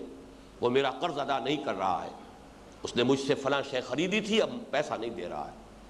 لوگوں نے استحزان حضور کی طرف اشارہ کرے، جاؤ ان کی طرف جاؤ، وہ جائیں گے اگر کہیں گے ابو جہل کے پاس تو ابو جہل جو ہے تمہارا حق ادا کر دے گا. ان کے پیش نظر یہ تھا کہ اگر محمد گئے یا تو انکار کریں گے تو یہ گویا کہ بد اخلاقی ہو جائے گی، اور اگر جائیں گے تو پھر جو ہوگا تماشا وہ دیکھنے کے قابل ہوگا ابو جہل کیا کرتا ہے محمد کے ساتھ صلی اللہ علیہ وسلم. وہ شخص گیا ہے، حضور اس کے ساتھ چل پڑے، چلو بدترین دشمن ہے لیکن گئے ہیں حضور. اور جب وہ گھر سے باہر آیا، اس کا حق ادا کر دو، اس پر کچھ ایسی ہیبت طاری ہوئی، اس نے کہا ٹھیک ہے، فوراً گیا اور لا کر اس کی قیمت ادا کر دی. وہ لوگ دیکھتے ہی رہ گئے، دیکھنے ہم بھی گئے تھے پر تماشا نہ ہوا. یہ حضور صلی اللہ علیہ وسلم کی خاص جو ایک اللہ تعالیٰ نے نصرت بالرعب، حضور نے فرمایا اللہ نے میری خاص مدد فرمائی ہے رعب کے ذریعے سے. بہرحال اس سے جو ہمارے سامنے نقشہ آتا ہے وہ یہ ہے کہ اگر کہیں جانا پڑے، کسی کے حق کی تلفی ہو رہی تو اس کی تلافی کے لیے، کہیں کسی پر زیادتی ہو رہی ہے تو اس کو بچانے کے لیے اگر چلنا پڑے. من مشى مع مظلوم. آج جب میں یہ حدیث پڑھ رہا تھا تو مجھے وہ حدیث بھی یاد آئی، من مشى مع فاسق لیقویہ غضب اللہ تعالی واہتز له العرش. جو شخص کسی فاسق و فاجر انسان کے ساتھ چلتا ہے اسے تقویت پہنچانے کے لیے اللہ تعالیٰ انتہائی غضبناک ہوتے ہیں، اور اتنے غضبناک ہوتے ہیں کہ عرش تھر تھر کانپنے لگتا ہے. واہتز له العرش. اتنا اللہ تعالیٰ کو غصہ آتا ہے، غضبناک ہوتا ہے. اور وہ بھی صرف ساتھ چلنا، ساتھ چلنے میں یقیناً تقویت ہوتی ہے. فاسق و فاجر شخص کے ساتھ آپ چل رہے ہیں. ایک اور حدیث ہے اذا بدح الفاسق،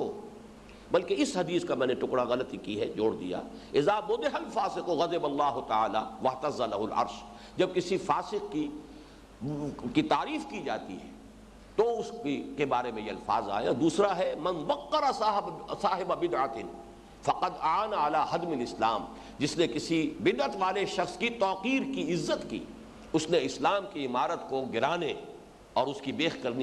کری کرنے میں مدد کی ہے.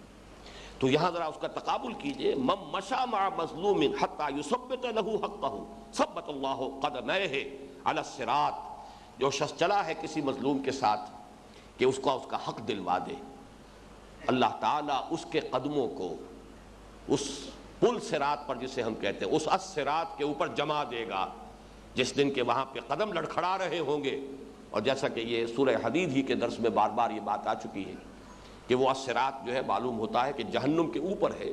پل ہے، جس سے گزر جانے والے جنت میں داخل ہو جائیں گے، اور جن کے قدم لڑکھڑا جائیں گے، ٹھوکریں کھائیں گے، جن کے پاس وہ نور ایمان نہیں ہوگا، وہ صدقہ ان المصدقین والمصدقات واقرضوا اللہ قرضا حسنا، ان کے بارے میں فرمایا لہم اجرہم ونورہم، وہ نور انہیں مل جائے گا، اس نور کی مدد سے وہ راستہ طے کر جائیں گے، اور جن کے پاس یہ نہیں ہے وہ لڑکھڑاتے ہوئے گریں گے۔ تو فرمایا جس دن کے قدم ڈگمگا رہے ہوں گے اس دن اللہ تعالیٰ ان کے قدموں کو جما دے گا۔ اگر ان احادیث مبارکہ کو ہم اپنے سامنے رکھیں اور ان کا ہمارے ہاں اعادہ بھی ہوتا رہے، مذاکرہ ہوتا رہے، اور کوئی عدم توازن اگر ہمارے ہاں پیدا ہو رہا ہے تو اس کے ازالے کے لیے اس اعتبار سے بھی ہم بڑی کنسلٹڈ اور بڑی کانشس شعوری طور پر ایک جد و جہد کا آغاز کریں، تو میں سمجھتا ہوں کہ یہ ہماری تحریک کے لیے بھی بہت مبارک ہوگا، اور خاص طور پر جو ہمارا اپنا، جو ہماری اپنی عاقبت ہے، آخرت کا معاملہ ہے، جو اصل ہمارا مسئلہ ہے، اس کے اعتبار سے بہت ضروری ہے کہ ہم اپنے محرکات عمل کا تجزیہ کریں، جائزہ لیں، اس میں اگر کہیں کوئی پولیوشن ہے، کہیں کوئی غلط شے شامل ہو گئی ہے، اس سے اسے پاک کریں، اور پھر یہ ہے کہ اس کے لیے ایک معیار یہ بھی سامنے رکھیں کہ اگر واقعتاً ہماری دعوت اور ہماری اقامت دین کی جد و جہد جو ہے وہ نصح و خیر خواہی پر مبنی ہے، انسانی ہمدردی کے جذبے پر مبنی ہے، تو پھر ہمارے انفرادی کردار میں بھی اس کا ایک اظہار ہونا چاہیے۔ اقول قولی ھذا واستغفر اللہ لی ولکم ولسائر المسلمین والمسلمات۔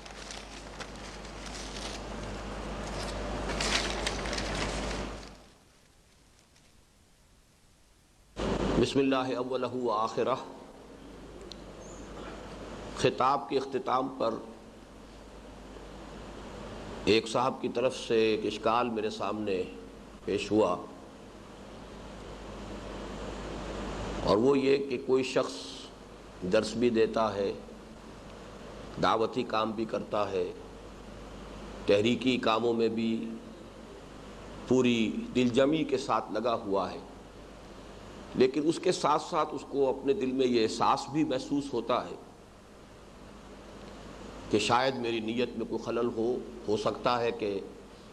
اخلاص کے ساتھ میں یہ کام نہ کر رہا ہوں، تو اس صورت میں اس شخص کو کیا کرنا چاہیے؟ میں نے انہیں جو جواب دیا تھا میں نے مناسب سمجھا کہ وہ ریکارڈ بھی ہو جائے، تاکہ یہ کہ دوسرے حضرات کو بھی اگر ان کے دلوں میں یہ خیال پیدا ہو تو اس سے فائدہ پہنچے۔ اس قسم کے خیال کو ہمیشہ ایک شیطانی وسوسہ سمجھنا چاہیے۔ شیطان آپ کو خیر کے کاموں سے روکنے کے لیے یہ وسوسہ پیدا کرے گا۔ عملاً کبھی بھی کسی کار خیر سے انسان کو رکنا نہیں چاہیے، البتہ یہ کہ اگر اپنے جائزے میں، دروں بینی میں، اپنے گریبان میں جھانکنے میں کسی کمی کا احساس فی الواقع ہو رہا ہو تو اس مرض کے علاج کے لیے، اس کے ازالے کے لیے جو عملی تدبیر ہے وہ اصل میں سمجھ لینی چاہیے۔ پہلی بات وہ سمجھ لیں کہ ایسے کسی خیال کے تحت کسی کار خیر سے رک جانا یہ در حقیقت شیطان کو خوش کرنے کے مترادف ہوگا۔ وہ تو چاہتا ہے کہ خیر کے کاموں سے لوگوں کو روکے۔ الذی یوسوس فی صدور الناس، تو یہ بھی ان وسوسوں میں سے ہے کہ جس کی بنا پر وہ خیر کا کام رک جائے گا۔ کسی بھی خیر کے کام سے رکنا نہیں چاہیے اس وسوسے کے باعث۔ البتہ اگر واقعتاً دل میں یہ خیال ہے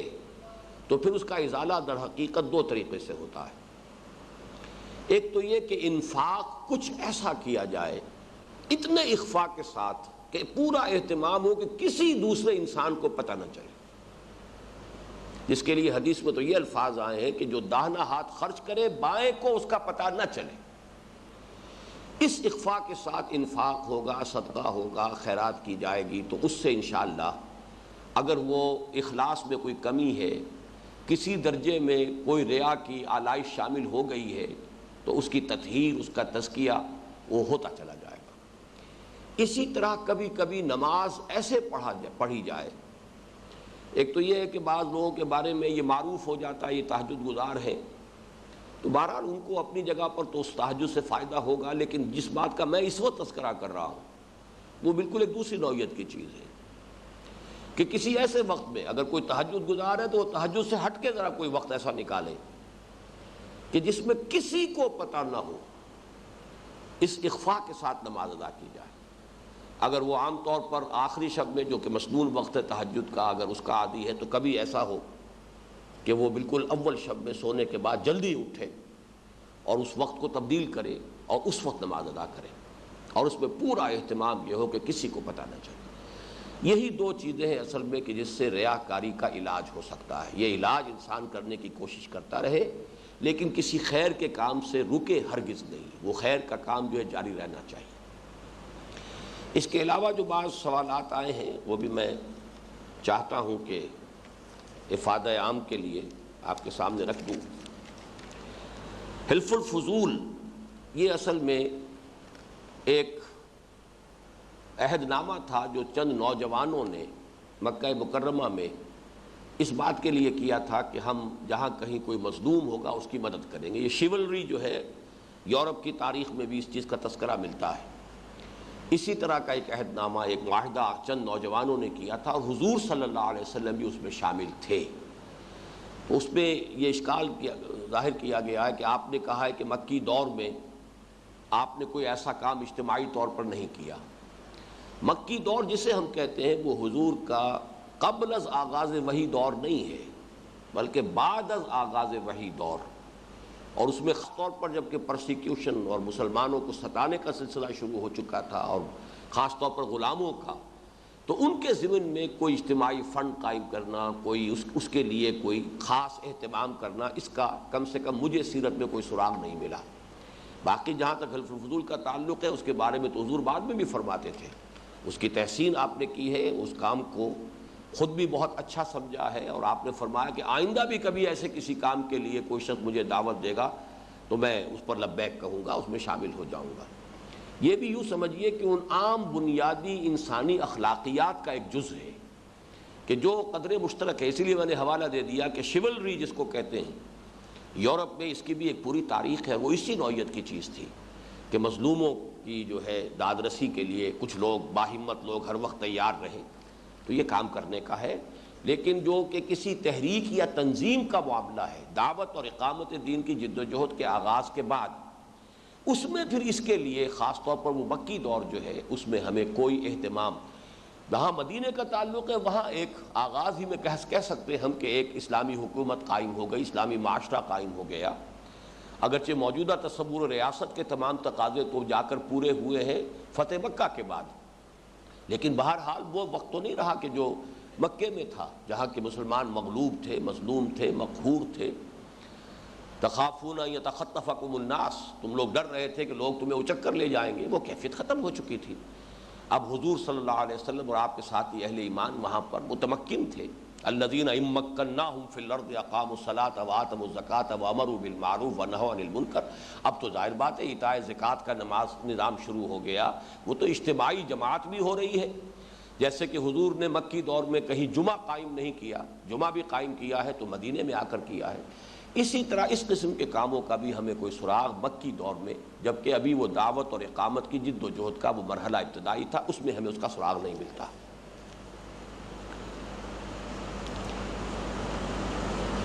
اسلامی ریاست کے لیے جد و جہد بالآخر ایک فلاحی مملکت پر منتج ہو جائے گی تو یہ جد و جہد بھی تو خدمت خلق ہی کے ضمن میں آتی ہے۔ یہی تو بات میں نے عرض کی تھی کہ خدمت خلق کے یہ تین تصورات ہیں، تین لیولز ہیں، لیکن ایک یہ ہے کہ عام جو تصور ہے بھوکے کو کھانا کھلانا اور بیمار کی تیمارداری، علاج معالجہ کرنا وغیرہ وغیرہ، اور ایک یہ ہے اس سے اوپر کی سطح یہ ہے لوگوں کی عاقبت سنوارنے کے لیے دین کی طرف دعوت دینا، اور تیسری سطح جو ہے جس کو میں نے بلند ترین کہا ہے، اگرچہ وہ جیسے کہ میں نے صوفیہ کی اصطلاح آپ کے سامنے رکھی تھی کہ یہ بھی سلوک فی اللہ یا سیر الی اللہ عن اللہ ہے، تو اس میں واپس پھر معاشرے کی اصلاح کی طرف متوجہ ہو کر اور وہ نظام قائم کرنا، انہی دونوں کو تو ہم نے ایمفیسائز کیا ہے، جس کی وجہ سے کہ جو پہلی بات ہے وہ قدر اس پر ایمفسس جو ہے وہ کم ہو گیا ہے. اس کی تو وضاحت پوری میں کر چکا ہوں. اگر کہیں سیلاب زدہ یا آفت زدہ علاقے کے لوگوں کی مدد مطلوب ہے اور کوئی شخص ذاتی طور پر وہاں پہنچ کر مدد نہیں کر سکتا تو اس کے لیے ایک اجتماعی مدد کی ضرورت ہے. اس صورت میں کیا کیا جائے گا؟ یقیناً اس کے لیے انفاق کیا جائے، مال دیا جائے، چندہ کیا جائے. یہ چیزوں سے اس کی نفی نہیں ہے، لیکن یہ کہ آیا دعوت دین کی جد و جہد کے میں کسی کو اگر کوئی تکالیف آ رہی ہے تو اس کے لیے کوئی اجتماعی اب یہ بھی ایک عمومی آفت سمجھیے کہ ایک معاشرے کے اوپر آئی ہے، ایک عمومی تکلیف ہے، اس کو رفع کرنے کے لیے اگر کام کیا جائے تو یقیناً اس میں حصہ لیا جائے، اس کی نفی نہیں ہے.